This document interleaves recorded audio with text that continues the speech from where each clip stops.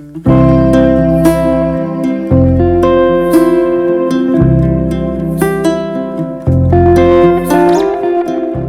à tous et bienvenue sur le tout premier épisode de mon podcast créatif. Je m'appelle Justine, j'ai 28 ans, je suis mariée, maman de 2 petits garçons, le premier a 4 ans et demi, le deuxième a 2 ans. Dans la vraie vie, je suis infirmière libérale et sur les réseaux sociaux, vous pouvez me retrouver sous le pseudo Les Bidouilles de Jus, sur Instagram principalement, un petit peu sur Ravelry et c'est tout. Voilà. Alors, c'est pas un exercice hyper facile pour moi là d'être face caméra, je suis plutôt du genre réservée à faire mes petits trucs dans mon coin sans trop parler, sans trop m'étaler, partager un petit peu sur les réseaux sociaux mais pas trop. Et puis quand même, ça fait un petit moment que je regarde beaucoup de podcasts tricot, couture ou les deux. Et il y a un petit moment que je me suis dit que j'aimerais bien tenter l'exercice, mais je me sentais pas tout à fait prête ou bien tout à fait légitime. En fait, j'avais l'impression de pas avoir grand chose d'extraordinaire à raconter. Et puis finalement, pourquoi pas. J'apprendrai rien à personne en disant que c'est une période un peu compliquée. La deuxième vague nous a beaucoup touché au travail, que ce soit moi ou mon mari, qui est infirmier aussi. Du coup, il a quand même fallu trouver une solution de repli pour pouvoir décharger tout ce qui se passait à l'extérieur de la maison. Et du coup, il y a quand même quelques semaines où j'ai commencé à accélérer un petit peu mon rythme, que ce soit tricot et couture. Et en fait, ça fait beaucoup de bien de faire ça.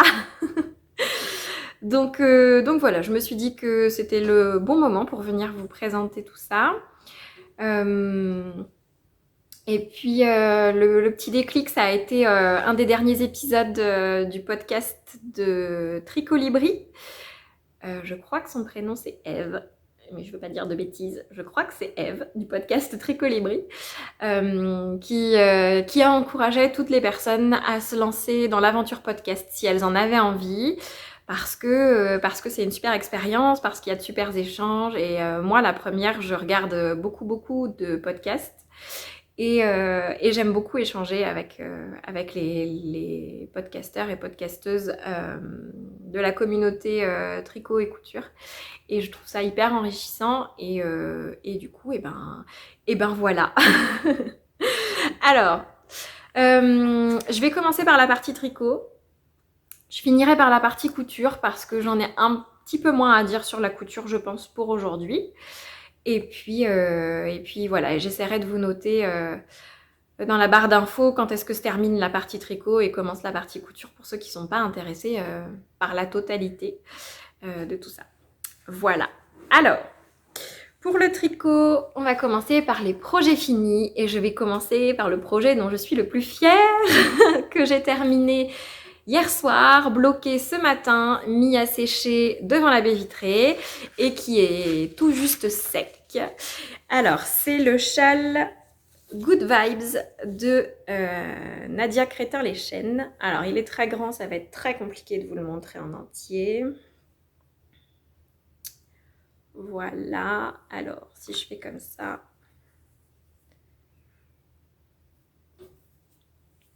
Voilà.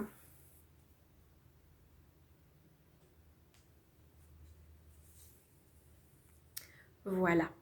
Alors, c'est un châle demi-lune, on va dire, tricoté en fingering, en 3,5 ou 3,75, je ne sais plus. J'ai pas fait d'échantillon, hein. C'était un châle, je me suis dit, on fait pas d'échantillon, on verra bien. Bloqué, il fait 1m80, 1m80, je crois, de long, en longueur, et 55 à la partie la plus haute. Alors, je l'ai tricoté avec une laine de chez Yarn by Simone pour le violet prune. Voilà, donc c'est le coloris Marguerite. Et ce coloris-là, voilà, le contrastant plus clair, alors c'est un coloris naturel avec plein de speckles. Il y a du jaune, du rose, du bleu, il y a des petites touches de vert, des touches de violet. Enfin, il est magnifique. Et donc, c'est une laine de chez Trélise et c'est le coloris Heartbeat. Alors, pour la Yarn by Simone, c'est... vous allez la voir à l'envers.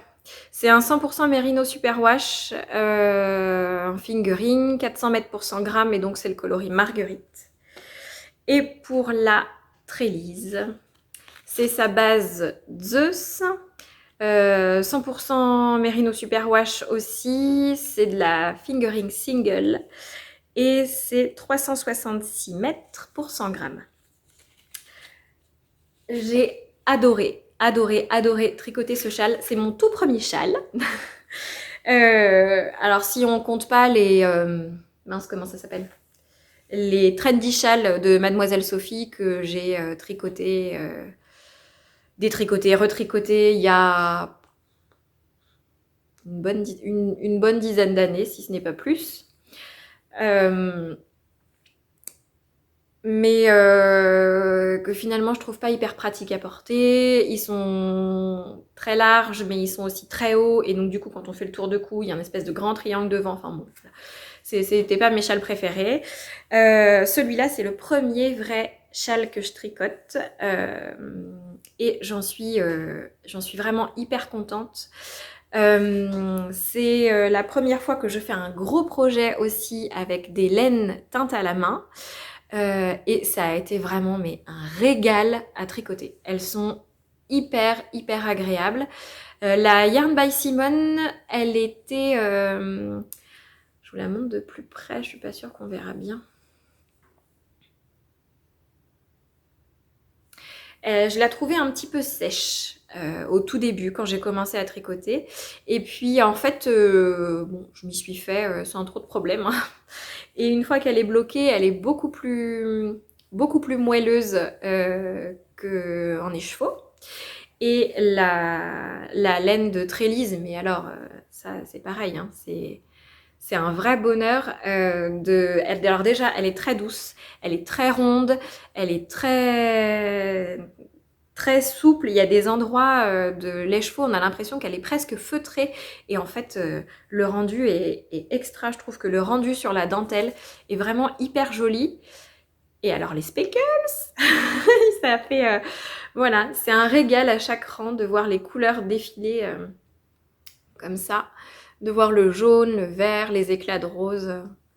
Voilà, vraiment. Et alors, j'ai mis beaucoup de temps, parce que j'ai choisi sur Internet, hein, les laines, donc j'ai mis beaucoup de temps à me décider sur les coloris.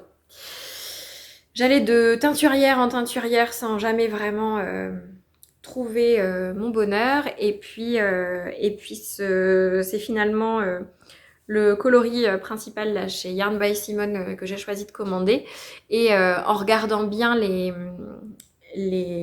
écheveaux sur le site de Trélise, je me suis rendu compte que voilà, celui-là, ce coloris-là, il était parfait, parce que dedans, dans les speckles, il y avait exactement, à certains endroits, la même couleur que mon coloris principal. Donc voilà. J'en suis vraiment ravie. Voilà, je l'aime beaucoup. Ça fait 10 fois que je le dis, mais je le redis. J'adore ce châle. Il est, voilà, il est très beau, et j'avais vraiment hâte de le voir bloqué, et voilà, et je suis pas déçue. C'est voilà, un premier vrai gros projet avec de la belle laine, sans défaut, sans erreur, sans rien. Et j'avoue que je suis très fière de ce châle-là. À titre complètement personnel, mais je suis très fière d'avoir réussi, et de l'avoir terminé, et le rendu, voilà, et le rendu me plaît. Voilà pour ce premier projet terminé. Alors, pour parler un peu plus du patron, c'est un patron de Nadia Crétin-les-Chênes. C'est un patron que vous pouvez retrouver et télécharger sur Ravelry, notamment. C'est un patron payant que moi j'ai tricoté en français. Alors je vous avoue que je ne sais plus s'il est disponible dans d'autres langues, peut-être qu'il est disponible en anglais. C'est possible. Moi je l'ai tricoté en français. C'est un châle en demi-lune. Voilà. Et donc la partie unie, en fait, elle se commence au milieu, par là. Donc il y a une petite technique pour monter les mailles au milieu. Ensuite, on récupère des mailles sur le côté pour arriver ensuite à faire des augmentations comme ça, en faisant des petits jetés régulièrement pour faire les petits trous. Voilà. Et ensuite, la dentelle. La dentelle, elle est... Alors le motif de dentelle se retient hyper facilement. Il est hyper facile à retenir.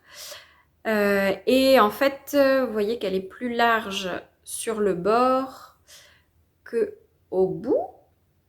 Et donc, c'est une histoire de rang raccourci. Voilà. Alors, il est très facile à tricoter, très accessible aux débutants, très bien expliqué. Moi, il n'y a aucun moment où j'ai douté, où je me suis demandé ce qu'elle voulait dire dans les explications. Il est vraiment simple. De là à dire qu'il se tricote les yeux fermés, peut-être pas, dans le sens où il faut quand même compter le nombre de répétitions de motifs selon la rayure à laquelle vous êtes. Parce qu'il y a plusieurs répétitions du motif par rayure et il faut juste savoir combien on en fait et à partir de quand on tourne l'ouvrage pour repartir dans l'autre sens. Donc voilà, il faut juste savoir combien de répétitions du motif il y a et c'est tout. Mais sinon, en dehors de ça, il n'y a pas grand-chose d'autre à calculer. Et il est voilà, très facile, très simple, très, très chouette. Voilà.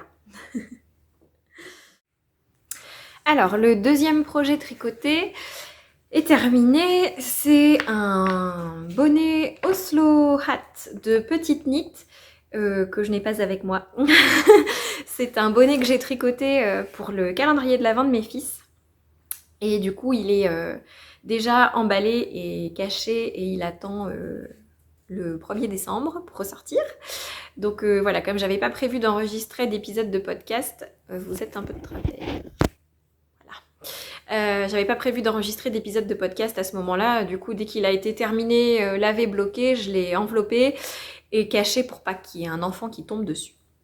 Donc je vais au moins vous parler de la laine que j'ai utilisée. Alors, je l'ai tricoté avec la laine préconisée, je crois, par la créatrice. Donc c'est la laine Arwetta classique de chez Filcolana. Avec le coloris 139. Voilà, c'est du 80% Merino Superwash et 20% nylon. Alors, la laine est super, le rendu est super. Alors, je suis pas sûre que... Là, vous avez le bon coloris, ici. Si ça veut bien faire la mise au point, c'est pas sûr.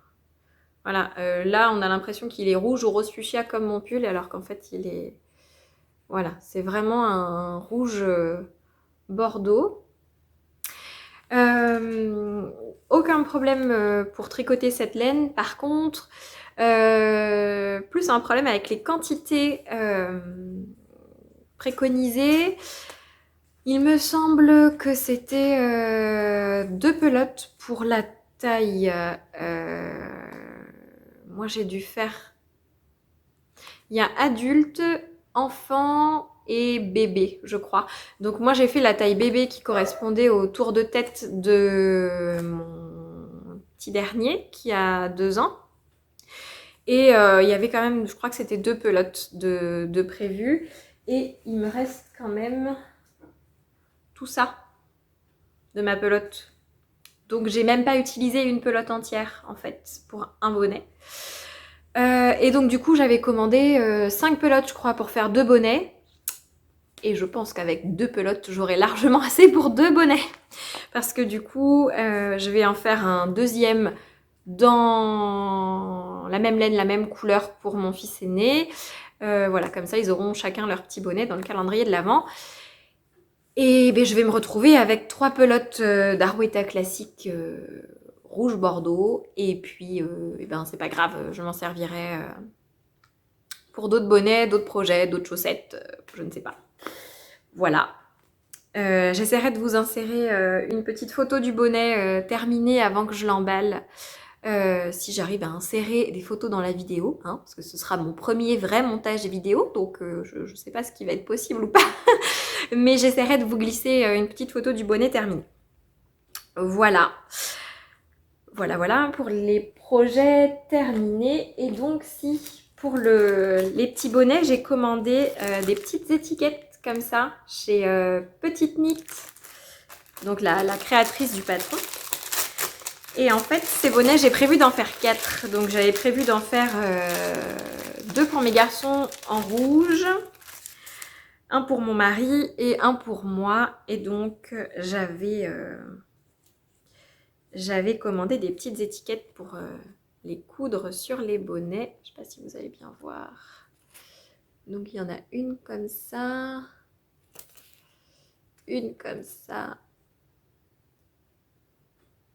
Voilà. Et une... Voilà, je suis pas sûre qu'on soit bien sur la mise au point là. Pas convaincue.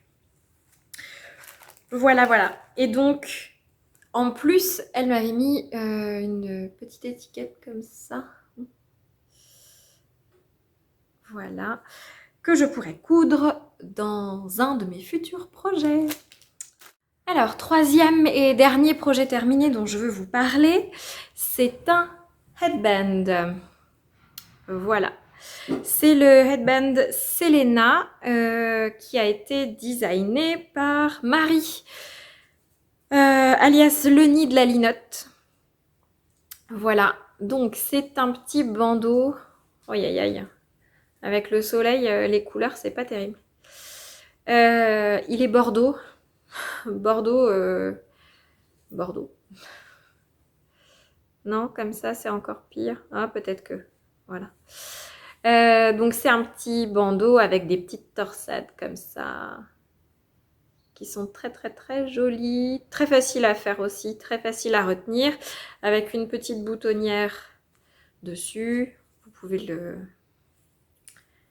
Voilà. En fait, c'est une petite bande avec une pointe, et vous faites une boutonnière à un certain endroit, vous cousez un joli bouton, et ça fait le headband. Voilà. Donc celui-ci, ça fait beaucoup plus longtemps qu'il est terminé. Je l'ai terminé l'hiver dernier, mais c'était en fin d'hiver. Et après, bon voilà, il y a eu le confinement, il fallait faire attention, il y a eu plein de choses. Et du coup, je l'ai quasiment pas porté parce que à travailler avec, j'aurais pu le porter pour aller travailler. Mais travailler avec le masque, travailler parfois avec la visière, travailler avec des blouses, des surblouses, remettre les manteaux, les défaire, pas rentrer, enfin voilà. Il y avait beaucoup de manipulations. Du coup, c'était pas pratique pour moi de mettre bandeau, bonnet, etc. J'essayais déjà de prendre mes marques sans tout ça. Et du coup, voilà. Et puis en plus, à partir du mois de mars, il a fait assez doux quand même. Donc du coup, j'en avais pas vraiment eu l'utilité. Alors que là, quand il a recommencé à faire froid début novembre, eh ben, j'étais bien contente de le retrouver le matin et de le mettre pour aller travailler. Voilà, et du coup, il est très agréable à porter. C'est une laine que j'avais achetée chez Emmaüs il y a longtemps. Je crois que j'étais enceinte de mon premier, donc ça fait bien 5 ans. C'est une petite pelote de laine bordeaux, 100% laine, que j'avais trouvée, que j'aimais beaucoup la couleur, et que j'avais prise en me disant, bah, on verra bien. Et puis Et puis voilà, du coup, tricoter ce petit-là. Et j'en suis très contente. Voilà. Alors, on va passer au projet en cours. Alors, dans mes en cours, en premier, il y a le gilet Blossom de Elong avec Anna. C'est un gilet qui se tricote en déca. Voilà, c'est un gilet, si je vous le montre sur l'endroit, c'est mieux. C'est un gilet avec le dos en dentelle. Voilà. Bon, là, ça rend pas grand-chose, hein. La dentelle, ça rend toujours mieux quand c'est bloqué, on est d'accord. C'est juste pour vous donner une idée du motif. Voilà. Voilà, donc j'ai fait le haut du dos, le devant, j'ai fait 10 cm sous l'emmanchure, je pense, à peu près.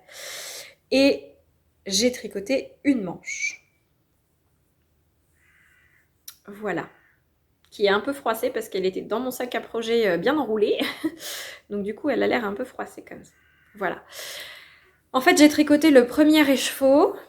Et à la fin du premier écheveau, je me suis dit que pour pas me lasser, j'allais tricoter une manche. Comme ça, c'est fait. Et là, il me reste du coup ça de mon deuxième écheveau. Et quand ce sera terminé, en commençant le troisième, je pense que je ferai la deuxième manche. Comme ça, une fois que les deux manches sont faites, quand le corps sera terminé, j'aurai plus que la patte de boutonnage les mailles à relever et du coup à tricoter et ce sera terminé.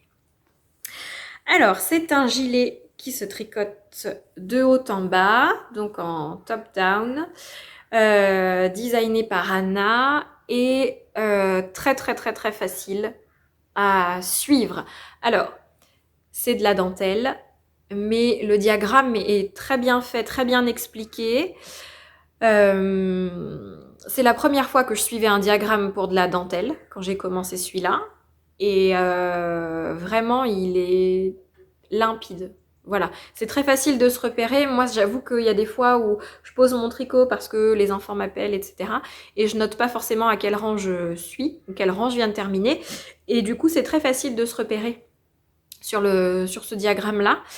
Et voilà, il est très agréable à tricoter. Et alors, la laine est super douce. Il y a une très jolie définition du point. La laine, c'est de la Hedgerow Yarns que j'avais commandé sur Etsy. Voilà, et donc c'est de la laine teinte à la main, c'est la Luxury Alpaca Deca, 70% bébé alpaga, 20% soie, 10% cachemire, et on a 225 mètres pour 100 grammes. Voilà, on va rien voir du tout. Ouais, je suis pas sûre qu'on soit bon sur la mise au point. À noter pour la prochaine fois. Voilà. Elle est tellement douce. Et du coup, avec la soie, elle glisse toute seule sur les mains, sur les aiguilles. Voilà, elle glisse toute seule. Mon rabattage au niveau de la manche est un petit peu étroit. Si j'ai le courage, je le déferai pour le refaire. Voilà. Sinon, voilà, j'ai rien de plus à rajouter pour l'instant, si ce n'est que j'ai hâte de pouvoir le continuer. C'est un gilet que j'ai commencé pendant le premier confinement. C'était mon tricot doudou réconfort pendant le premier confinement. Et puis en fait après, cet été, j'ai, pour ainsi dire, presque pas tricoté. J'ai beaucoup travaillé. Et quand je travaillais pas, on n'était pas souvent à la maison. Et puis quand on n'était pas à la maison et qu'on était en vacances ou dans la famille, j'ai essayé au maximum de profiter des enfants et j'avais pas beaucoup de temps pour tricoter. Donc du coup, cet été, tout est un peu resté en stand-by. J'ai cousu un peu, mais j'ai pas tricoté. Voilà. Donc du coup, lui, je l'ai mis de côté. Et puis à la fin de l'été, je me suis lancée dans le châle Good Vibes. Et je voulais absolument le finir rapidement. Et puis j'ai pas repris celui-là. Et voilà. J'ai un autre en cours à terminer avant celui-là. Donc je pense que quand il sera fini, Je me repencherai sérieusement sur la question. Mais je me dis que ce gilet-là, peu importe le moment et la saison à laquelle je vais le terminer, je pourrais le porter. C'est l'avantage des gilets. Même si c'est un gilet en déca, avec du cachemire, etc., qui est un peu chaud, l'été, nous on habite au bord de la mer, hein, en Charente-Maritime, donc le soir, l'été, parfois, quand on est au bord de l'eau, et ben, il fait frais, il y a du vent, donc je pense que je pourrais le mettre. Au printemps, il sera parfait. Si je le termine à l'automne prochain, et ben, et ben, il ira très bien. Et si j'arrive à le terminer cet hiver, et ben, ça ira très très bien aussi avec un t-shirt à manches longues et un gros manteau par-dessus. Il sera parfait. Voilà. Donc j'ai hâte de m'y remettre, même si j'ai d'autres choses à faire avant. J'ai hâte de retrouver cette laine toute douce et ce joli modèle. Voilà. Alors, deuxième en cours. Vous allez rien voir. On voit quasiment rien parce que je n'ai fait que ça. Voilà. On voit rien, rien. Bref, en plus la laine est noire, hein, donc... Alors, c'est un tout début, c'est le Turkish Caston et les 2 premiers rangs d'une paire de chaussettes que je tricote avec cette jolie laine-là. Hop, avec un petit fil. Là. Alors, c'est de la Bisoc coloris charbon. Donc, c'est les laines biscottes, ce sont des laines canadiennes. Et donc, on est sur 85% mérino infeutrable superwash, 15% nylon. C'est leur gamme semi-unie et c'est le coloris charbon. J'adore les étiquettes de la laine Bisoc. Elles sont super mignonnes. Voilà. Voilà. Donc, c'est une paire de chaussettes pour hommes que je fais pour un cadeau de Noël. Voilà, c'est tout. c'est tout. Alors, j'ai commencé un Turkish Caston et j'ai commencé à monter les mailles. C'est pas la première paire de chaussettes que je tricote, mais la première paire de chaussettes que j'ai faite, c'était des chaussettes qui partaient de la cheville jusqu'à la pointe. J'ai pas été convaincue. C'est des chaussettes que j'avais tricotées pour ma maman l'année dernière et j'ai pas été hyper convaincue par le montage de la chaussette. Je trouvais que c'était moins facile dans ce sens-là. Donc j'avais très envie d'essayer un toe-up, donc de la pointe vers la cheville.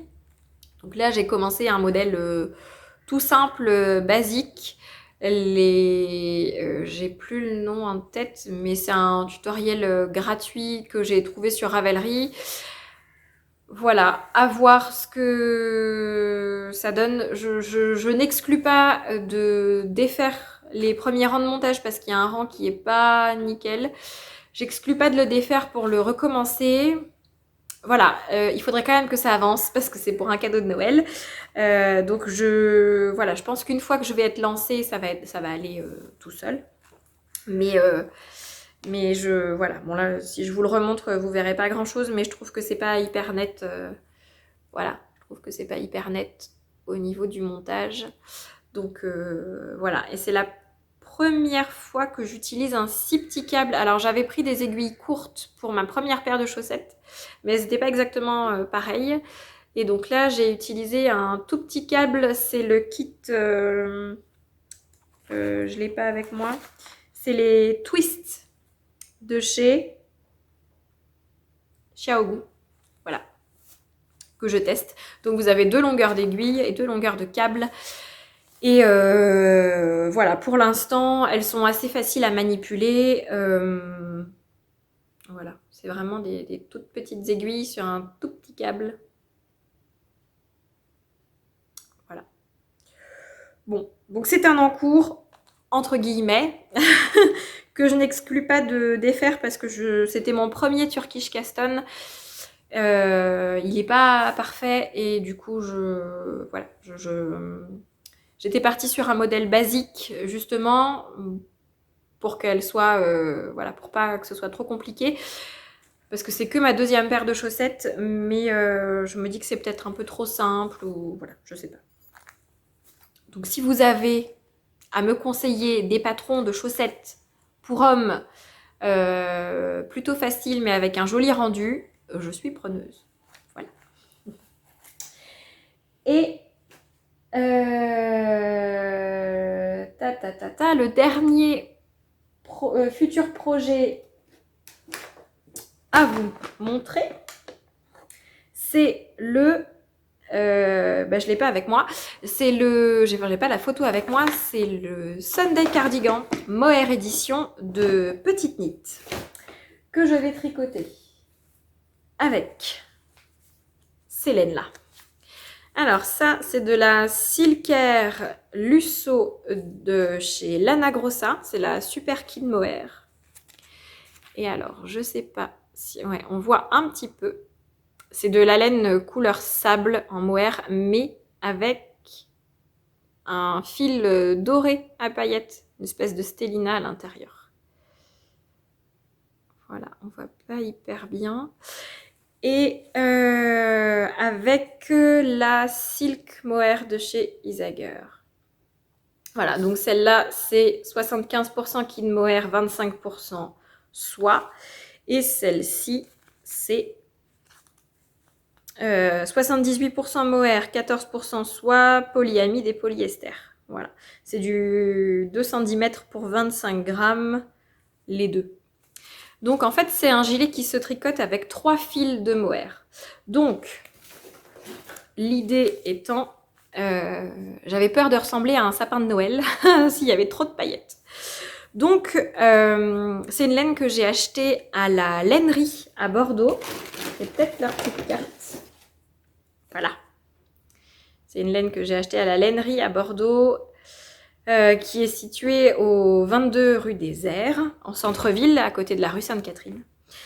Et j'y suis allée avec mon patron et je leur ai dit, je voudrais de la laine pour faire ça. Et du coup, elle m'a conseillé... j'étais intéressée par de la laine à paillettes, mais j'avais vraiment peur, voilà, que ça fasse trop. Je me suis dit, j'oserais pas le porter tout le temps si c'est vraiment trop paillettes et que ça brille partout. Donc, on est parti sur 2 fils de Silk Mohair de chez Isager avec un fil de Silkair Lusso, là. Ah, comme ça. Sauf pour les côtes du col, du bas du corps et des poignets. Là, je mettrai 2 fils à paillettes et un seul fil de Silk Mohair. Et puis, voilà. Je ne sais pas si on verra vraiment la différence, mais en tout cas, j'avais envie d'essayer comme ça. Donc, voilà. J'ai reçu mes aiguilles que j'avais commandées chez Lily comme tout.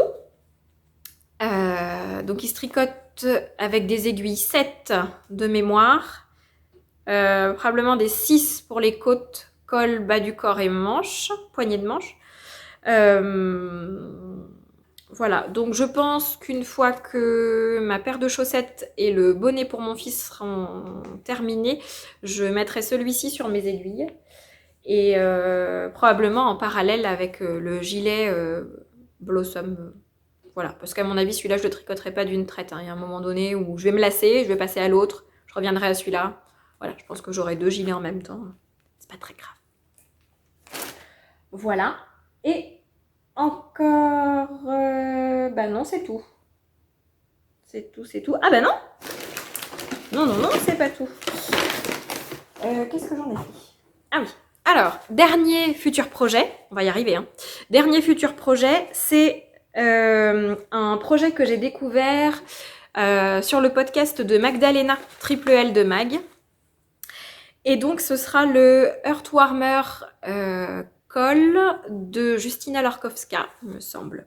C'est un col avec plusieurs sections. Donc, en fait, ça fait un tube.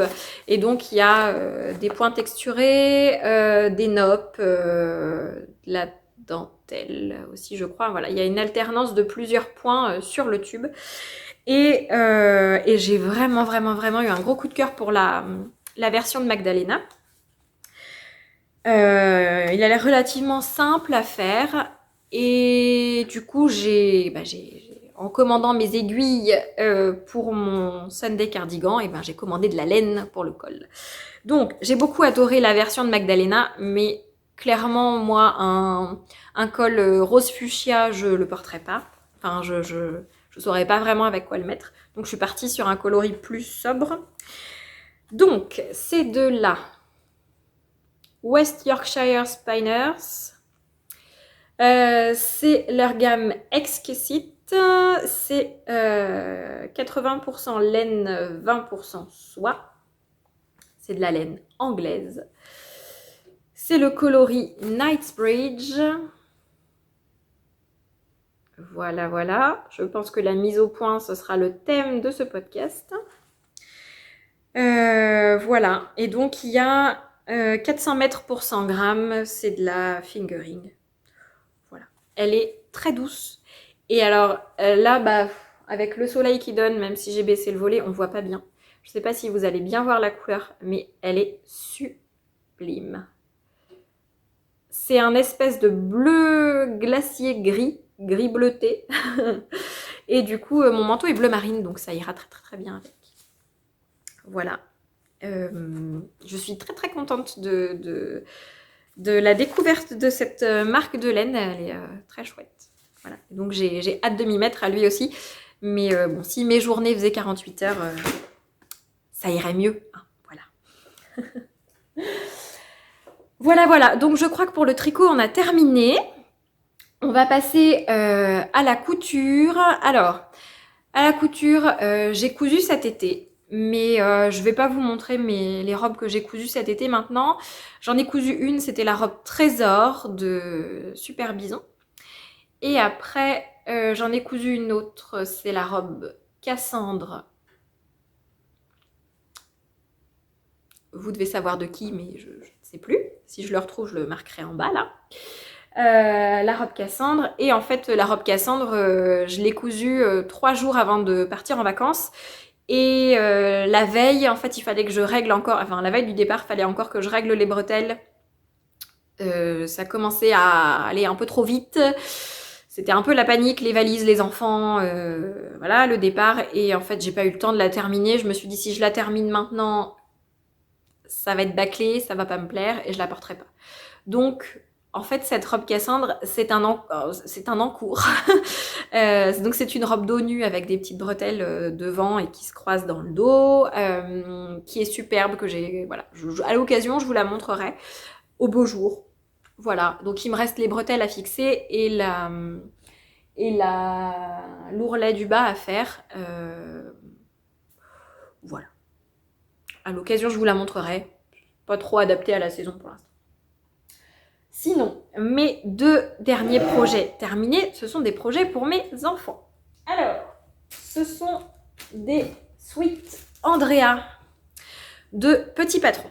Alors, attention les couleurs. Effectivement, ça ne rend pas du tout les bonnes couleurs. Alors, ça, c'est le Sweet de mon fils aîné. Ouh, voilà. Alors, en vrai, c'est pas un bleu... Enfin... Ouais, non, c'est encore pire. C'est du bleu-vert. Il tire plus sur le vert que sur le bleu, finalement.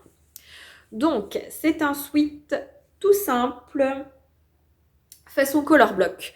Donc, vous avez 3 pièces pour le devant, 3 pièces pour le dos, 3 pièces pour les manches, plus bande d'encolure devant, dos, les bracelets de manches et la bande du bas.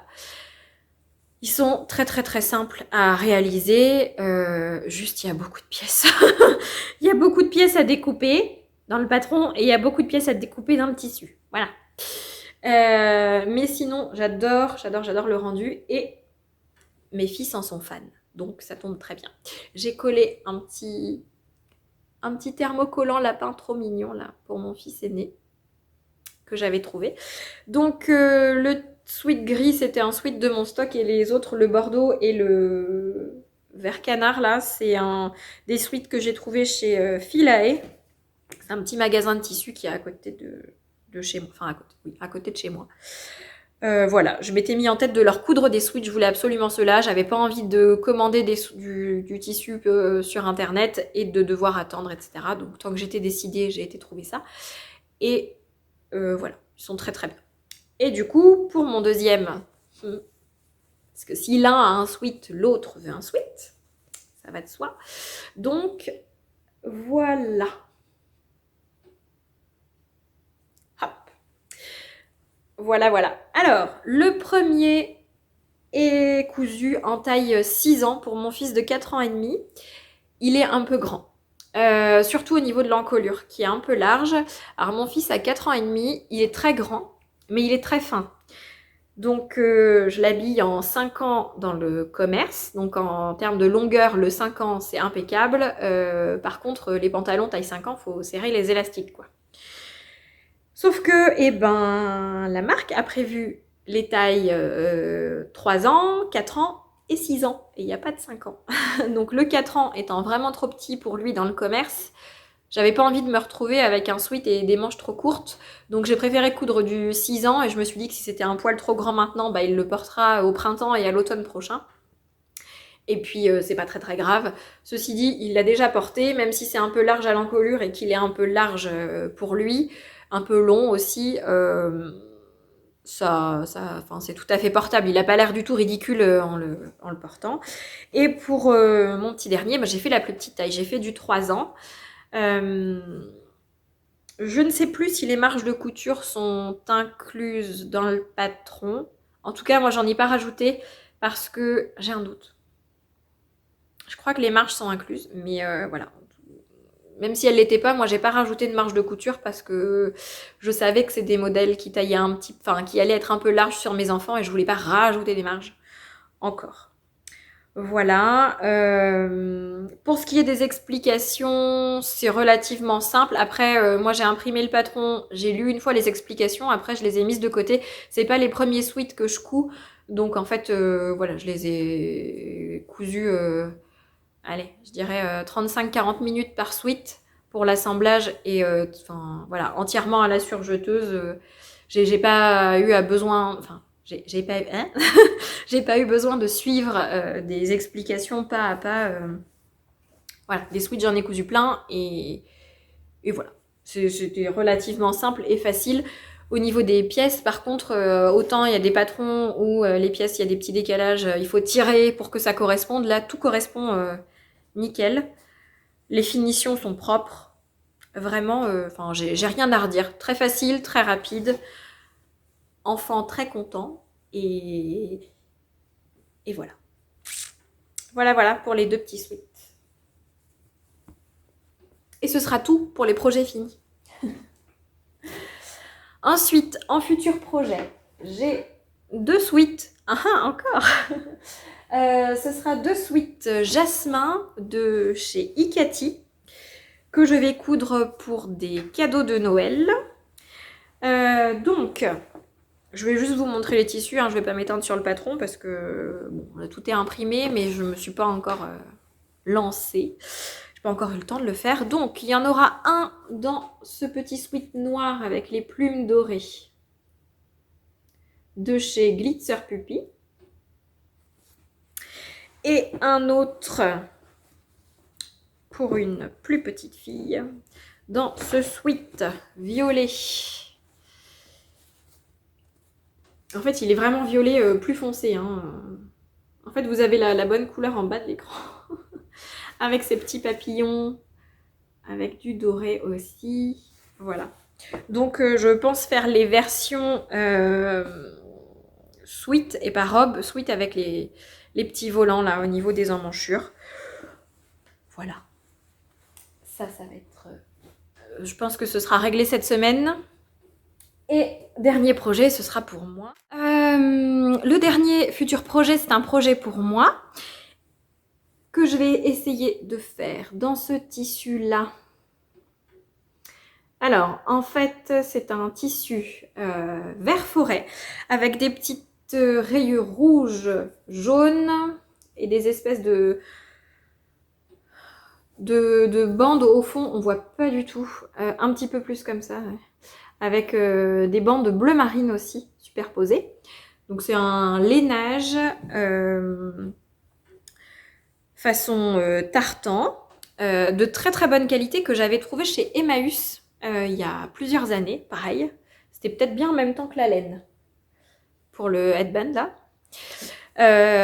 Et donc du coup il est dans mon placard depuis très très très longtemps et je ne savais pas quoi en faire. Et là j'ai décidé de coudre une robe Poppy de Jolie Lab dedans. Voilà, ce sera probablement ma robe pour les fêtes si j'arrive à la finir à temps. Je pense pas que ce soit un patron trop compliqué, il y a de jolis détails, mais je pense pas que ce soit un patron trop compliqué. Donc voilà, j'ai acheté le patron, il faut maintenant que je l'assemble, que je le coupe et que je coupe le tissu et qu'ensuite je passe à l'assemblage après avoir réalisé les 2 suites qui restent. Voilà. Et je crois que ça va être tout pour aujourd'hui. Voilà, bon finalement c'était pas si difficile que ça, je crois que ça fait un petit moment que je parle. Il y a eu plusieurs coupures avec mon téléphone qui a fait des caprices, donc j'espère réussir à tout bien assembler au montage. J'espère que cet épisode vous aura plu, que au niveau de la luminosité et du son, tout ira bien. Je ne sais pas exactement quand est-ce que je reviendrai, quand j'aurai suffisamment de choses à vous montrer, sûrement. Quand j'aurai un petit peu avancé dans mes projets et que j'aurai d'autres projets terminés, j'essaierai de revenir vous les montrer par ici. Et puis voilà, merci encore d'être resté jusqu'au bout. Sur ce, je vous souhaite une bonne journée, une bonne soirée, peu importe le moment où vous regarderez cet épisode. Prenez soin de vous et à bientôt!